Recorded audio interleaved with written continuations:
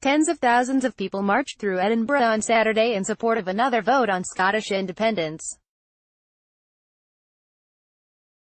A stream of Saltire national flags were waved through the capital and the rally was said to end with a picnic in Holyrood Park, next to the Scottish Parliament. Read more. Scotland wants to avoid Brexit but doesn't know how. The organisers, all under one banner, had expected 30,000 would take part, based on previous rallies.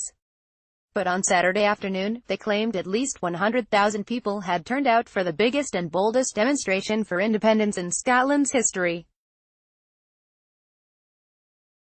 The population of the Scottish capital is 480,000, the population of Scotland is 5.2 million.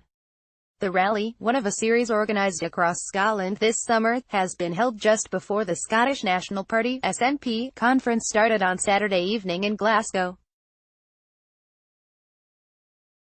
Discussion of a referendum is not on this year's conference agenda. The SNP is the largest party in Scotland and has opposed the UK's plans to leave the European Union. In 2016 Brexit referendum, Scottish voters were in favour of the UK remaining in the EU by 62 to 38%. All 32 council areas backed the Remain campaign. Read more. Is the Scottish National Party on the sidelines of politics? Blocking a second independence referendum. There have been calls by Scottish nationalists for a second independence referendum before the end of the Brexit transition in 2021. The UK is set to leave the bloc in March next year. First Minister of Scotland, Nicola Sturgeon, who heads the SNP, has said that when circumstances change and there is a clear indication from voters for a second referendum, she would respond. Nicola Sturgeon in the Scottish Parliament. The Scotland Act 1998 created a Scottish Parliament with the power to make laws on some issues but did not devolve power to the Scottish Parliament to legislate and authorise an independence referendum. Sturgeon must go to the UK government to seek an order in council under Section 32 of the Act. Conservatives and Labour oppose. However, Britain's Conservative Party will block another referendum. Scottish Conservative leader Ruth Davidson has said the block on a Scottish vote would be included in the Conservatives' next election manifesto. Davidson stated, because the 2014 independence vote was to be a once-in-a-generation event.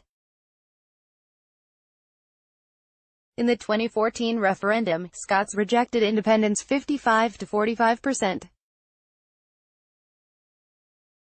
Scottish Conservatives have 13 MPs in Westminster, obtained with 28% of the Scottish vote, 31 of 129 seats in the Scottish Parliament and 1 of 6 seats for Scotland in the European Parliament. Nicola Sturgeon in the Scottish Parliament. The Labour Party in Scotland has also said it would oppose a second independence referendum for Scotland.